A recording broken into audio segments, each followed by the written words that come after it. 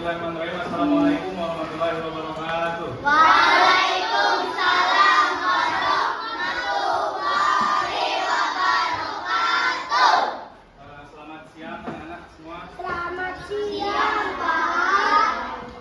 Sebelum mulai pembelajaran pada hari ini, Bapak ingin menyampaikan, mungkin ini kabar baik atau kabar buruk untuk kalian semua, Bapak tidak tahu. Hari ini karena Bapak sudah melaksanakan ujian, jadi otomatis hari ini hari terakhir Bapak masuk di kelas kalian. Setelah itu Bapak dan guru-guru magang lainnya akan kembali belajar di kampus.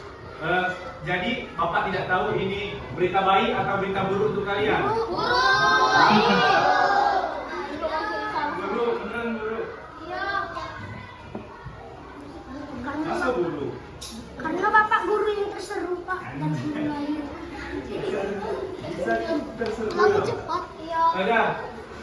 Hari ini kita belajar di bab 4. Coba buka bukunya bab 4 tentang iman kepada Nabi dan Rasul.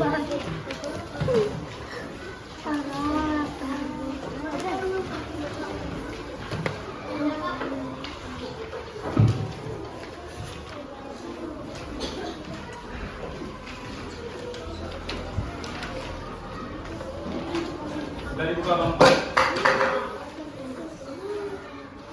Iman kepada Nabi dan Rasul. Nah, sebelum kita masuk ke materinya, ada yang tahu pengertian iman itu apa? Coba tunjuk tangan yang tahu pengertian iman.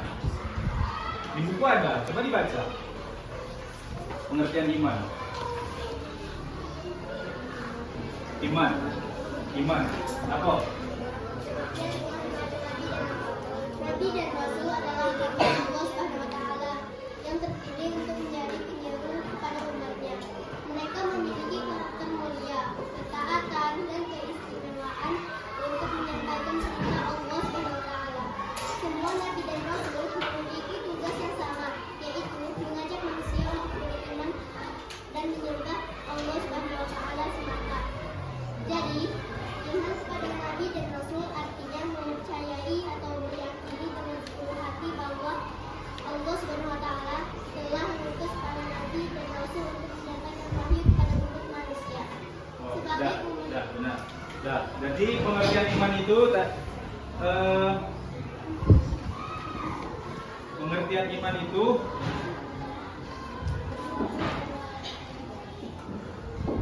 mempercayai, kalau ini boleh dicatat ya. Ini yang versi singkatnya.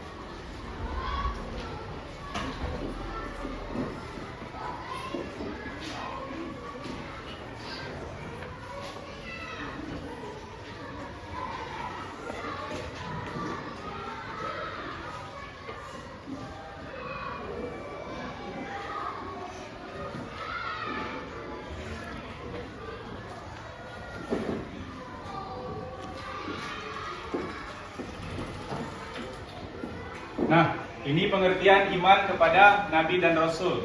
Mempercayai dengan sepenuh hati bahwa Allah Subhanahu wa Ta'ala telah mengutus para nabi dan rasul untuk menyampaikan wahyu kepada manusia. Nah, yang selanjutnya itu setelah mengetahui pengertian iman, ada baiknya kita mengetahui nama-nama para nabi dan rasul. Nah, para nabi dan rasul ini jumlahnya banyak, tapi yang wajib kita ketahui itu ada berapa? 25. Benar, 25. Ada yang hafal? Coba. Ini. Iya. Adam, Idris, Nuh, Saleh, Ibrahim, Ismail, Ishak, Yakub, Yusuf, Ayub, Suhaimun, Zahar, Zulkifli, Daud,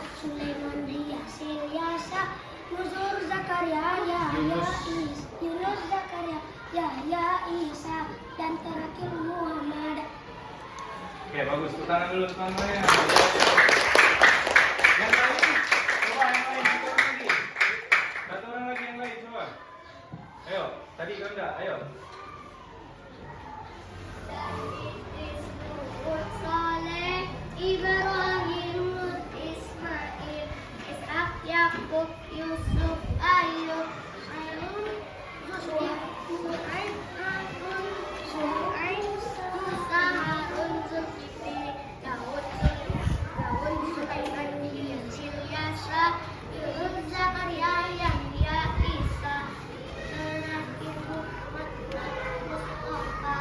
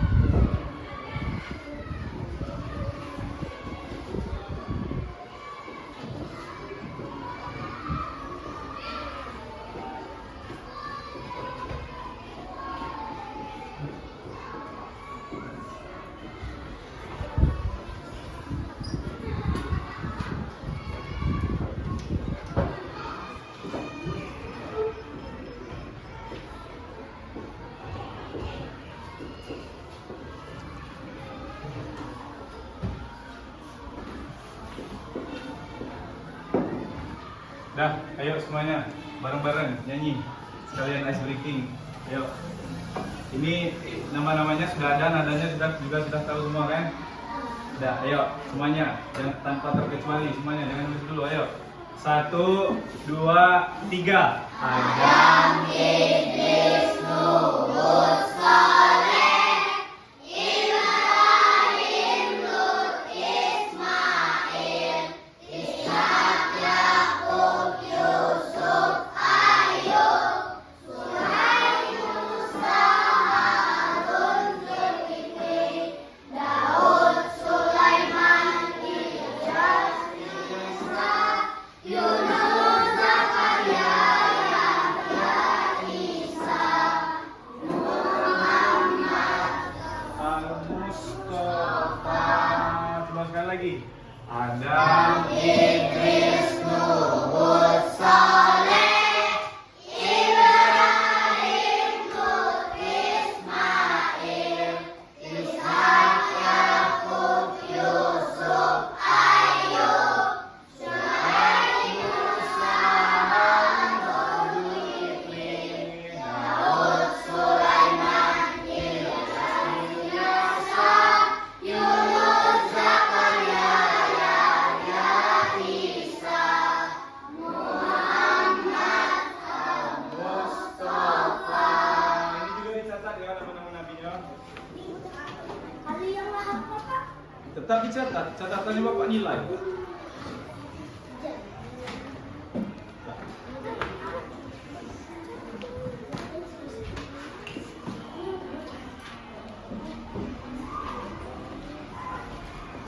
Nah, dari ke-25 nabi ini ada yang namanya Rasul Ulul Azmi. Ada yang tahu Ulul Azmi? Rasul Ulul Azmi.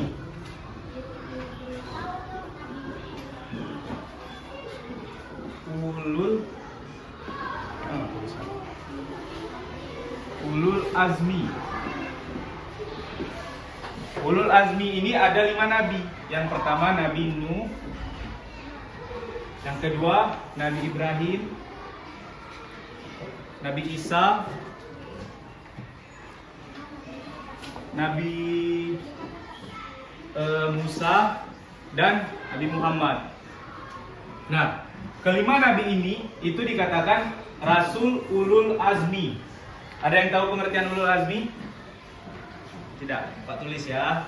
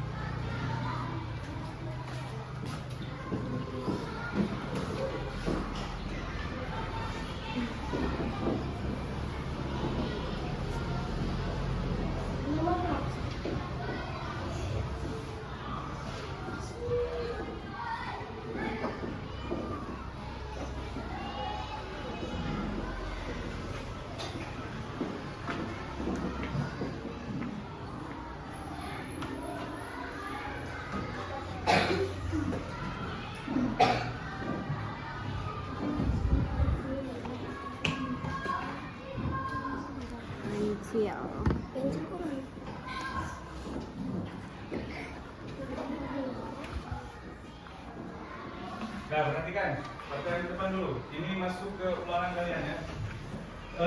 Ulul azmi itu artinya rasul pilihan yang memiliki keteguhan hati, kemampuan yang luar biasa dalam menghadapi cobaan yang sangat berat ketika berdakwah. Nah, di sini tadi Bapak sudah menjelaskan ada 5 rasul ulul azmi. Ada Nabi Nuh, Nabi Ibrahim, Nabi Musa, Nabi Isa, dan Nabi Muhammad.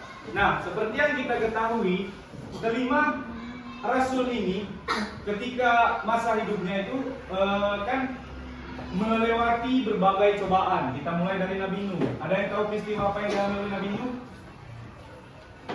Ada yang tahu?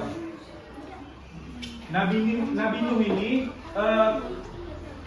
di buku mungkin tidak ada. Nabi Nuh ini cobaan yang dia hadapi adalah banjir besar. Ada yang pernah mendengar banjir besar? Nah, ketika saat itu Nabi Nuh ini sudah berdakwah lebih dari 100 tahun. Dan masih banyak kaumnya yang tidak mengikutinya, termasuk anak kandungnya sendiri. Nah, saat itu beliau berdoa kepada Allah, meminta petunjuk kepada Allah. Lalu Allah memberitahu kepada Nabi Nuh bahwa Allah akan mendatangkan suatu banjir yang sangat besar ke bumi. Nah, mendengar itu, Nabi Nuh dan para pengikutnya yang sudah mempercayai Nabi Nuh itu membuat sebuah kapal yang sangat besar. Nah, di sana Nabi Nuh ini dicaci maki oleh orang-orang kafir.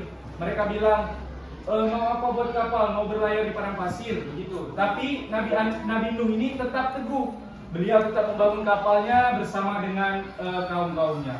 Lalu tidak lama setelah kapal ini jadi, datanglah hujan yang sangat besar dan banjir yang menggenangi bumi selama lebih dari 3 bulan. Akhirnya sampai ke puncak gunung. Nah, karena Nabi Nuh ini sangat tabah dalam menghadapi cobaannya, jadi Nabi Nuh termasuk ke salah satu rasul ulul azmi. Yang kedua ada Nabi Ibrahim. Ada yang tahu cerita Nabi Ibrahim? Tidak tahu? Nabi Ibrahim ini saat berdakwah musuh besarnya itu bernama Raja Namrud yang membakar Nabi Ibrahim hidup-hidup. Ada yang tahu ceritanya? Nah, ketika itu Nabi Ibrahim ini memotong atau memenggal semua kepala berhala yang disembah oleh para kafir tadi. Nah, mengetahui hal tersebut, Raja Namrud itu langsung menangkap Nabi Ibrahim dan membakar Nabi Ibrahim hidup-hidup. Tapi saat tengah api sedang berkobar sangat besar, datanglah malaikat Jibril menolong Nabi Ibrahim, dan Nabi Ibrahim selamat dari api tersebut. Karena peristiwa itu juga Nabi Ibrahim masuk ke dalam salah satu rasul ulul azmi. Yang ketiga ada Nabi Musa. Nabi Musa ini sepertinya kalian semua tahu ceritanya Nabi Musa. Siapa lawannya? Fir'aun. Nah, Nabi Musa ini dulunya sempat tinggal bersama Fir'aun, diasuh oleh istri Fir'aun. Tapi lama-kelamaan Fir'aun ini merasa bahwa dirinya dewa, dirinya Tuhan. Dia tidak percaya dengan Nabi Musa. Akhirnya setelah lama Allah menunjukkan kuasanya atas Fir'aun dengan menenggelamkannya di laut apa? Laut Merah. Siapa jawab tadi laut Merah? Nah, Nah, di saat itu kan mukjizat yang didapat oleh Nabi Musa ini saat beliau dan kaumnya dikejar oleh Fir'aun, mereka menghadapi jalan buntu di depan Laut Merah. Para kaumnya sudah putus asa dan ingin menyerah ditangkap oleh Fir'aun. Tapi Nabi Musa dengan menghentakkan tongkatnya ke tanah, terbelahlah air laut tersebut. Nah, dengan terbelahnya air laut tersebut, Nabi Musa dan kaumnya melintasi Laut Merah dengan selamat. Dan saat ketika para Fir'aun dan para pengikutnya ingin mengejar Nabi Musa, saat di tengah-tengah laut tersebut, Nabi Musa kembali menghentakkan tongkatnya ke tanah dan Allah menutup kembali laut tersebut hingga Fir'aun dan para pengikutnya tenggelam dan terbinasa di Laut Merah. Itu sampai sekarang buktinya masih banyak ada di Laut Merah, banyak bekas-bekas kereta-kereta kuda dari Fir'aun. Jadi ini cerita yang sangat benar. Tiga nabi sudah kita ceritakan sebagai Rasulullah ini. Yang keempat ada Nabi Isa. Nabi Isa ini kalau di ceritanya dia ini tidak ada ayah, Nabi Isa. Dia lahir dari rahim perawan. Ada yang tahu nama ibu Nabi Isa? Maryam. Catat. Nah, Nabi Isa ini mukjizatnya adalah menghidupkan orang mati. Kalian percaya tidak? Percaya tidak? Percayalah, kan kita belajar tentang iman kepada Nabi dan Rasul. Iman tadi artinya mempercayai dengan sepenuh hati. Berarti kalau Nabi Isa bisa menghidupkan kembali orang mati, kita harus percaya. Nah, di akhir ayatnya Nabi Isa ini tidak mati. Nabi Isa ini diangkat oleh Allah ke surga. Jadi nanti di akhir zaman Nabi Isa ini akan kembali turun untuk memerangi Dajjal. Nabi Isa ini tidak mati. Nabi Isa hanya diangkat oleh Allah ke surga. Di akhir zaman nanti Nabi Isa akan kembali turun ke bumi untuk membantu umat manusia menghadapi para Dajjal. Yang terakhir di Rasulullah ini ada Nabi Muhammad Sallallahu Alaihi Wasallam. Nabi Muhammad ini adalah Nabi yang ceritanya sampai sekarang masih sangat diserukan. Nabi Muhammad ini adalah Nabi terakhir atau penyempurna dari segala Nabi yang pernah ada. Dan Nabi Muhammad ini adalah salah satu dari Rasulullah Azmi. Kita semua sudah tahu cerita dari hari lahirnya Nabi Muhammad sampai dia meninggal, itu semua ada di dalam Al-Quran. Kalau nabi-nabi yang lain mungkin tidak semua ada, tapi semua nabi ini ada namanya disebutkan di dalam Al-Quran. Tapi kalau untuk yang paling banyak itu ya Nabi Muhammad, karena Nabi Muhammad itu penyempurna dari semua nabi sebelumnya dan sebagai nabi terakhir. Nah, jadi Bapak kira untuk hari ini materinya cukup ini. Untuk tugas hari ini coba boleh buka latihan satunya setelah kata tadi, langsung kerjakan yang latihan satu.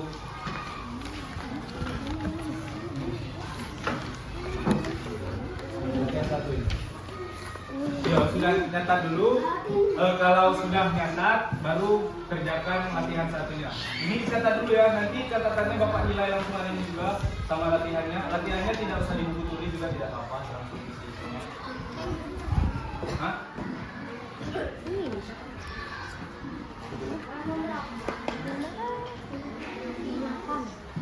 Halaman 60. Latihan 1.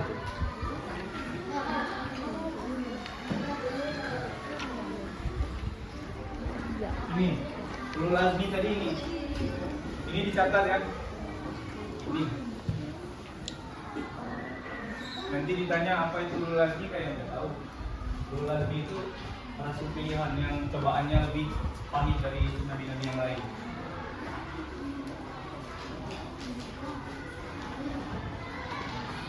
Sudah, materi hari ini cuma sampai di sini. Silahkan dicatat. Selanjutnya kerjakan latihannya.